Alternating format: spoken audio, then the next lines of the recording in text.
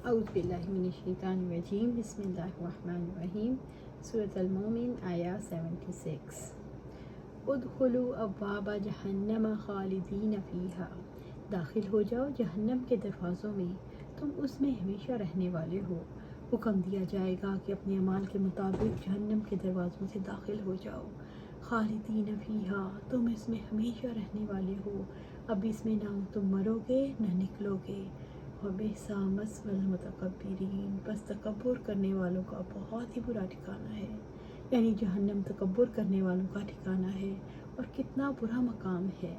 حارثہ بن وہب رضی اللہ تعالیٰ عنہ کہتے ہیں، آپ صلی اللہ علیہ وآلہ وسلم نے فرمایا، کیا تمہیں اہل جنت کی خبر نہ دوں؟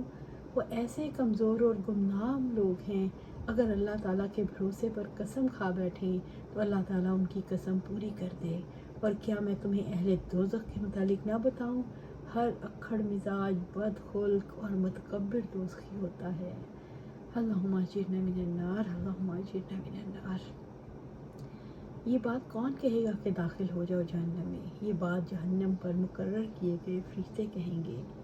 سورۃ المومن آیا 77 فاصبر، چنانچہ آپ صبر کریں۔ رب العزت نے نبی صلی اللہ علیہ وسلم کو حکم دیا، اللہ تعالیٰ کا پیغام پہنچانے پر اپنی قوم کی طرف سے جو اذیتیں پہنچتی ہیں ان پر صبر کریں۔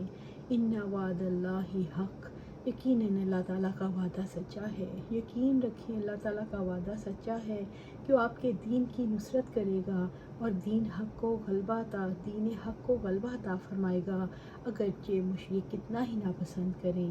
فَإِمَّا نُرِينَكَ بَعْضَ الَّذِي نَعِدُهُمْ أَوْ نَتَوَفَّيَنَّكَ فَإِلَيْنَا يُرْجَعُونَ، پھر اگر ہم اس کا کچھ حصہ واقعی آپ کو دکھا دیں جس کا ہم ان سے وعدہ کر رہے ہیں، یا ہم آپ کو وفات ہی دے دیں، پھر بھی ہماری طرف ہی لوٹائے جائیں گے۔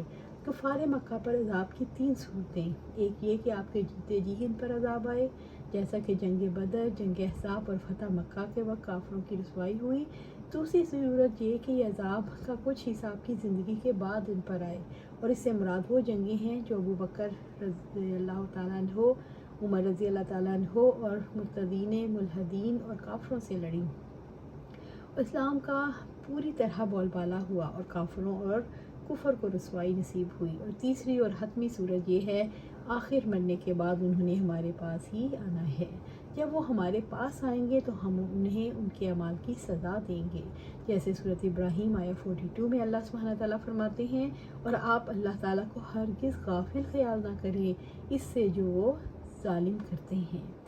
یہ وعدہ دنیا میں بھی پورا ہو سکتا ہے، جیسا رسول اللہ صلی اللہ علیہ وسلم کی زندگی میں کافروں کو عذاب میں مبتلا کیا گیا۔ یہ جنگ بدر میں 70 کافر مارے گئے، فتح مکہ ہو گیا، عرب مسلمانوں کے زیر نگین ہو گیا، قیامت والے دن پورا ہوگا۔ بہرحال یہ امر یقینی ہے، کافر اللہ تعالیٰ کی گرفت سے بھاگ کر کہیں نہیں جا سکتے، آخرت میں ان کے لیے سخت عذاب تیار ہے۔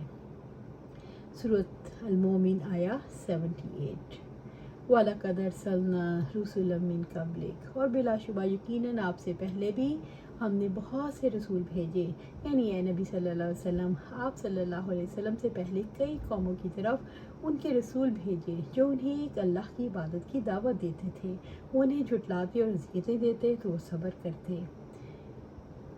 مِنْهُمْ مَنْ قَصَصْنَا عَلَيْكَ وَمِنْهُمْ مَنْ لَمْ نَقْصُصْ عَلَيْكَ، ان میں سے کچھ وہ ہیں جن کے حالات ہم نے آپ کو سنائے ہیں، یعنی کچھ انبیاء ایسے ہیں جن کے حالات تو واقعات ہم نے آپ کو سنائے ہیں، کیسے انہوں نے رب کی طرف بلایا اور کیسے لوگوں نے جھٹلایا، پھر کس طرح انہیں تباہ کیا گیا۔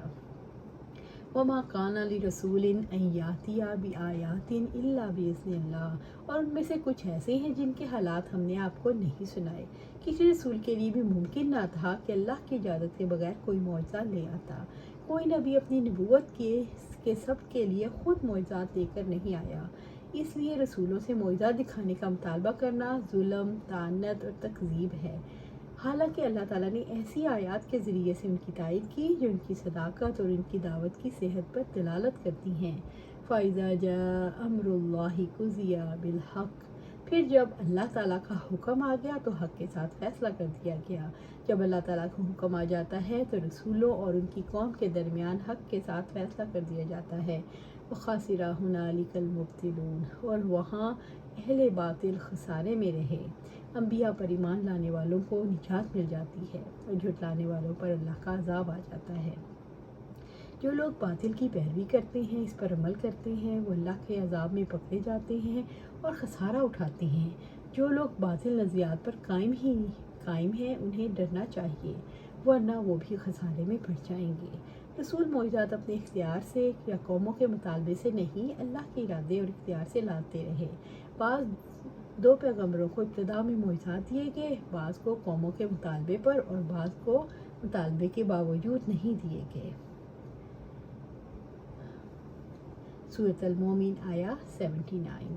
اللہ الذی جعل لکم الانعام، اللہ تعالیٰ ہی ہے جس نے تمہارے لیے مویشی بنائے۔ رب العزت نے اپنے بندوں پر اپنے انعامات اور احسانات کا اظہار فرمایا ہے کہ اس نے تمہارے لیے چوپائے پیدا کیے، لِتَرْكَبُوا مِنْهَا، تاکہ تم ان میں سے کسی پر سواری کرو جس کو تم سواری اور نقل و حمل کے لیے استعمال کرتے ہو، وَمِنْهَا تَأْكُلُونَ، اور ان میں سے کسی کو تم کھاتے ہو، کچھ کے گوشت کھاتے ہو اور کچھ کا دودھ پیتے ہو۔ سورۃ المومن آیا 80۔ وَلَكُمْ فِيهَا مَنَافِعُ، اور تمہارے لیے ان میں کئی فائدے ہیں۔ جانوروں کے بالوں، ان کی اون سب سے فائدہ اٹھاتے ہو، ان کی کھالوں کو اپنے استعمال میں لاتے ہو۔ جانور کتنی بڑی نعمت ہے۔ وَلِتَبْلُغُوا عَلَيْهَا حَاجَةً فِي صُدُورِكُمْ، اور تاکہ تم ان کے ذریعے سے اپنی ضرورت تک پہنچو جو تمہارے دلوں میں ہے، اور تاکہ تم ان پر سوار ہو کر اپنی حاجت اور ضرورت کو پہنچو جو تمہارے سینوں میں ہے، یعنی تم ان دور دراز ممالک میں پہنچ سکو جہاں پہنچنے کی اپنے دلوں میں ضرورت محسوس کرتے ہو، تاکہ ان کے باعث ان کے مالکوں کو فرحت اور سرور حاصل ہو۔ وَعَلَيْهَا وَعَلَى الْفُلْكِ تُحْمَلُونَ، اور ان پر بھی اور کشتیوں پر بھی تمہیں سوار کیا جاتا ہے، یعنی اونٹوں اور کشتیوں پر تم سوار ہوتے ہو، اللہ تعالیٰ نے تمہارے لیے انہیں مسخر کر دیا۔ رب العزت نے فرمایا، سورۃ نحل آیا 7، اور وہ تمہارے بوجھ اس شہر تک اٹھا لے جاتے ہیں جہاں تم جانوروں کی مشقت کے بغیر کبھی پہنچنے والے نہیں تھے، یعنی تمہارا رب بہت نرمی کرنے والا، نہایت رحم والا ہے۔ سینوں میں چھپی ہوئی کون سی حاجتیں ہیں جو جانوں سے پوری ہوتی ہیں؟ ان حاجتوں سے مراد تجارت، میل ملاقات یا دیگر مقاصد جن کے لیے سفر کیا جاتا ہے، ان کی ضرورت دل کے اندر ہوتی ہے، اور ان کو پورا کرنے کے لیے جب سفر کیا جاتا ہے تو جانور کام آتے ہیں۔ اللہ سبحانہ تعالیٰ سے دعا ہے ہمیں قرآن و سنت پر عمل کرنے کی توفیق دے، اس پر جمع دے، اور ہمیں جنت الفردوس کے اعلیٰ مقام پر اپنے پاس گھر عطا فرمائے۔ آمین یا رب العالمین۔